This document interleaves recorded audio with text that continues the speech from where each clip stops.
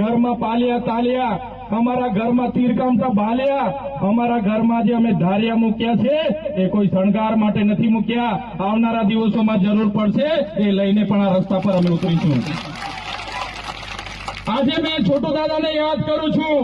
મંચસ્થ ઉપસ્થિત તમામ લોકો અમે ત્યાંથી એમના માર્ગદર્શનથી, એમની શિખામણથી આજે રાજનીતિમાં આવ્યા છે. એમનું જે સપનું હતું આદિવાસીઓને બચાવવાનું, ત્યારે આ મંચ પરથી છોટુભાઈને પણ વિનંતી, છોટુ દાદાને પણ હું વિશ્વાસ આપું છું, તમારા યુવાનો આજે તૈયાર થઈ ગયા છે. અમને તમારા માર્ગદર્શનની જરૂર છે. તમે ખાલી માર્ગદર્શન આપજો, આરપારની લડાઈ લડવા અમે તૈયાર છે.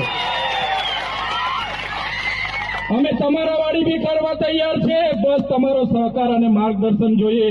આ વિસ્તારમાં જે કંપની વાળા અમારા લોકોને હેરાન કરશે, આ વિસ્તારમાં પોલીસ વાળા અમારા લોકોને હેરાન કરશે, આ વિસ્તારમાં જીએમડીસી વાળા અમારા લોકોની જમીન છીનવશે, છોટુભાઈ વસાવા તમારા આશીર્વાદ, સાહેબ તમારા આશીર્વાદ અમારા પર રહેશે. અમે આરપારની લડાઈ લડી લઈશું.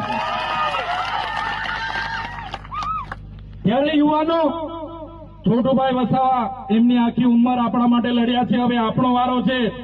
આવનારી પેઢીને શું જવાબ આપીશું? આપણા બાળકોને કઈ રીતના બચાવીશું? આપણી જમીનો કઈ રીતના બચાવીશું? આપણો સમાજ, આપણી સંસ્કૃતિ, આપણી પ્રકૃતિ કઈ રીતના બચાવીશું? એના માટે તૈયાર થવું પડશે. આજે એક કંપની વાળા